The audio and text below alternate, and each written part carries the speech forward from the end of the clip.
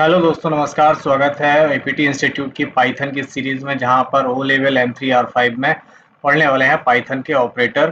पिछले ट्यूटोरियल में भी हमने ऑपरेटर पढ़े थे, लेकिन वहां पर हमने 2 ऑपरेटर पढ़ने के बाद छोड़ दिया था। ट्यूटोरियल थोड़ा लेंथी हो रहा था। तो इस ट्यूटोरियल में बढ़ते हैं और देख लेते हैं बाकी के कौन-कौन से ट्यूटोरियल बचे। Let's start this topic.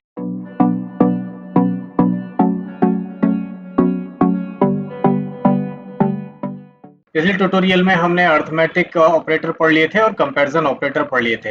अभी बढ़ते हैं और असाइनमेंट ऑपरेटर को देख लेते हैं। असाइनमेंट ऑपरेटर हमारे कैसे काम करने वाले होते हैं। पहले तो समझ लेते हैं असाइनमेंट मतलब होता क्या। असाइन मतलब होता है किसी को कोई वैल्यू देना, उसे असाइन करना। जैसे नहीं बोलते कि हमने आपको ये काम असाइन किया है, आपको ये टास्क असाइन किया है।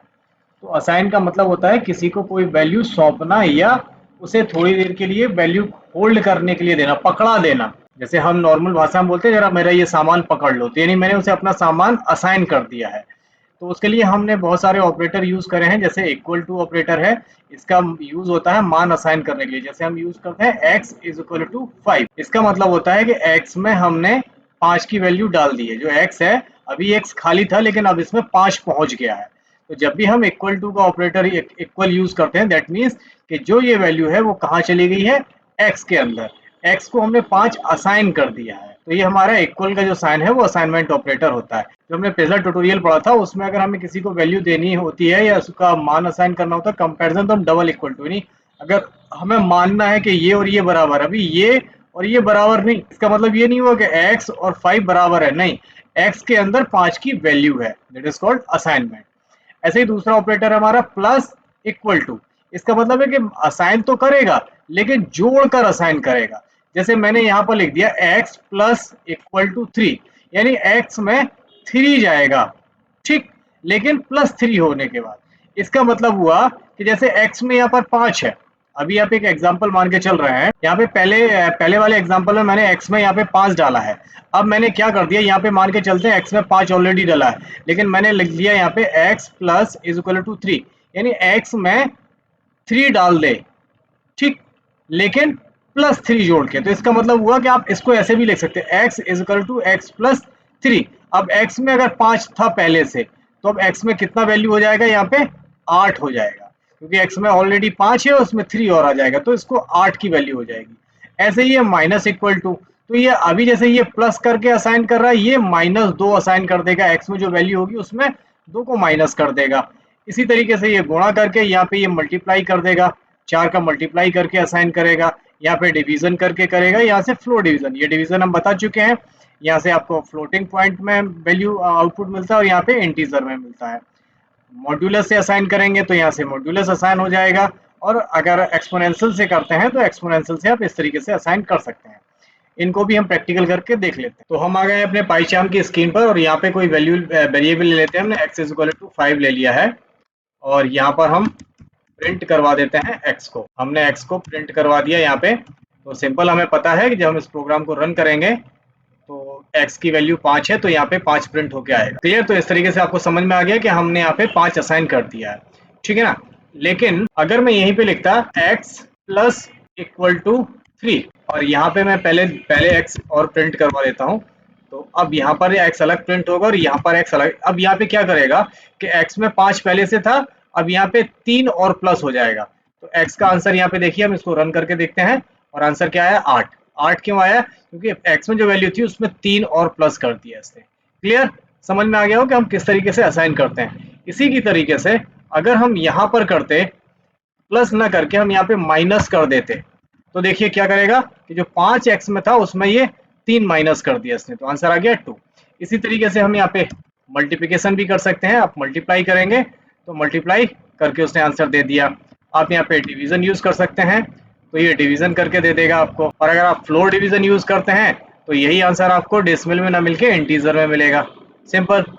और अगर यही काम आप एक्सपोनेंशियल यूज करके करते हैं तो यहाँ पे ये एक्सपोनेंशियल वैल्यू आपको निकाल के देगा। 5 इंटू 5 इंटू 5, 125 आंसर। इस तरीके से हम सारे के सारे असाइनमेंट ऑपरेटर यूज कर सकते हैं। आई होप आप लोगों को समझ में आ गया हो। अब हम लोग देखने वाले हैं लॉजिकल ऑपरेटर कौन कौन से होते हैं। लॉजिकल ऑपरेटर की सीधी सीधी पहचान है जहां पर आपको आंसर दो ही चीजों में मिलता हो, ट्रू में या फॉल्स में। जैसे हमने पिछले ट्यूटोरियल पढ़े थे, लॉजिक का मतलब ही होता है, लॉजिक का मतलब ये चीज है या नहीं है। अभी जैसे यहाँ पे 3 ऑपरेटर यूज करते हैं, एंड, और नॉट, ये 3 ऑपरेटर होते हैं। एंड का मतलब होता है कि दोनों शर्तें सही हो तभी ये ट्रू देगा। जैसे मैंने यहाँ पे एक 2 शर्तें लिखी, x ग्रेटर देन 5, और एंड का मतलब ये हिंदी वाला, और एंड x लेस देन 10। अब ये अगर मान के चलते हैं, यहाँ पे लिखा है x इज इक्वल टू 7, मैंने यहाँ पे x इज इक्वल टू 7 लिख दिया। अब लिखा है x is greater than 5, x greater than 5 है, हाँ है, और x लेस देन 10, 10 से कम भी है। तो इसका मतलब है कि ये कंडीशन भी ट्रू है और ये कंडीशन भी ट्रू है, तो यहाँ पे आंसर हमें आने वाला है ट्रू। क्लियर? तो उसके लिए हम एंड ऑपरेटर यूज करते हैं, जहां पर दोनों शर्तें सही होंगी तभी हमें आंसर ट्रू मिलने वाला होगा। और का हिंदी में मतलब होता है या, यानी अथवा। तो यहाँ पे आंसर कब ट्रू देगा? जब कोई भी एक शर्त सही होगी तो ट्रू आ जाएगा। अभी जैसे यहाँ पर लिखा है मैंने x इज इक्वल टू 7, अभी यहाँ पे कंडीशन चेक हो रही है x ग्रेटर देन 5, क्या x 5 से बड़ा है? तो हाँ है बड़ा, यानी ये कंडीशन ट्रू हो गई। लेकिन यहाँ पे लिखा है x लेस देन 3, क्या x 3 से कम है? तो ये कंडीशन फॉल्स हो गई। लेकिन क्या है, कोई एक शर्त अगर सही हो तो इसका भी आंसर आपको आने वाला है ट्रू। क्लियर? अगला यहाँ पे ऑपरेटर यूज करने वाले नॉट। नॉट का मतलब है ये शर्त को उल्टा कर, जो है उसमें नॉट लगा दो, ये नहीं होना चाहिए। जैसे मैंने यहाँ पे लिख दिया नॉट और x ग्रेटर देन 5, अब यहाँ पे x 7 है लेकिन क्या दिया नॉट, ये नहीं होना चाहिए। तो जब भी आप किसी चीज को, शर्त को उल्टा कर देते हैं तो वहां पे आपको नॉट लगाना होता है। अब इनको यूज करके भी देख लेते हैं। तो हम आ गए अपने पाइचार्म की स्क्रीन पर और यहाँ पर यूज करके देख लेते हैं लॉजिकल ऑपरेटर्स कैसे काम करते हैं। तो उसके लिए पहले एक काम करते हैं, हम 2 वेरिएबल ले लेते हैं, x इज इक्वल टू 10 ले लिया, और एक और वेरिएबल ले लिया x इज इक्वल टू 22 ले लिया, 22 के बाद 22 में डाल दिया मैंने 5।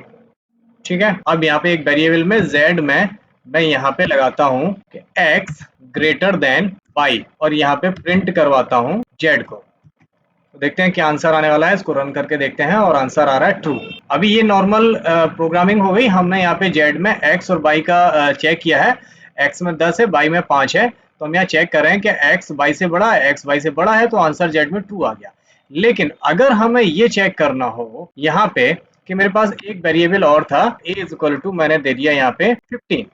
ठीक, अब मैं यहाँ पे चेक करने वाला हूँ क्या x is equal two by, x greater than by, x by से बड़ा है, and x less than a। ठीक, अब इसका मतलब क्या हुआ, यहाँ पे 2 कंडीशनें चेक हो रही हैं कि x को 2 बार चेक किया जाए। x अगर y से बड़ा है और x a से छोटा होना चाहिए, तभी आंसर इसका ट्रू आएगा, क्योंकि एंड का मतलब है ये भी और ये भी। लॉजिकल ऑपरेटर्स का मतलब होता है कि जब आप मल्टीपल कंडीशन देते हो तो मल्टीपल कंडीशन में जितनी कंडीशन दी है उन दोनों कंडीशन का ट्रू होना आवश्यक है, तभी ये प्रोग्राम आपको आउटपुट में ट्रू रिटर्न करेगा। अभी यहाँ पे x 22 से बड़ा है, x में 10 है, y में 5 है, ये कंडीशन ट्रू है। फिर x लेस देन a, तो x में 10 है, a में 15 है, तो ये इससे छोटा है, यानी दोनों कंडीशन ट्रू है। इस प्रोग्राम को रन करेंगे तो answer will be true. True आया क्योंकि ये दोनों एक दूसरे से, इससे बड़ा और इससे छोटे हैं। इस तरीके से आप एंड ऑपरेटर यूज करने वाले। लेकिन अगर मैं यहाँ पे कर दूं 15 की जगह पे 8 या 9 कर दिया मैंने, और अब चला के देखते हैं, अब क्या x a से बड़ा रहा? अब अगर चलाएंगे तो कंडीशन आ जाएगी यहाँ पे फॉल्स, क्योंकि अब ये एक छोटा हो गया। तो यहाँ से आप दोनों कंडीशन जब तक ट्रू नहीं होंगी तब तक आपको ट्रू नहीं मिलेगा। लेकिन अगर मैं यहाँ एंड की जगह पे यूज करता और, अब और करने से क्या होगा कि अभी देखो जैसे फॉल्स आ रहा था क्योंकि एक ट्रू थी और एक फॉल्स थी, लेकिन अगर अब हम चलाएंगे तो आंसर आएगा हमारे पास ट्रू, क्योंकि और फंक्शन कहता है कि जितने भी आपने यहाँ पे कंडीशन दी है उन कंडीशन में से कोई सी भी एक कंडीशन भी अगर ट्रू होगी then it will return true return कर देगा। आप यहाँ से 10 चेक करवा लो, 10 में से अगर एक भी सही हो जाएगी तो ये ट्रू दे देगा। अब यहाँ पे एक कंडीशन और लॉजिकल की बचती है, वो है नॉट।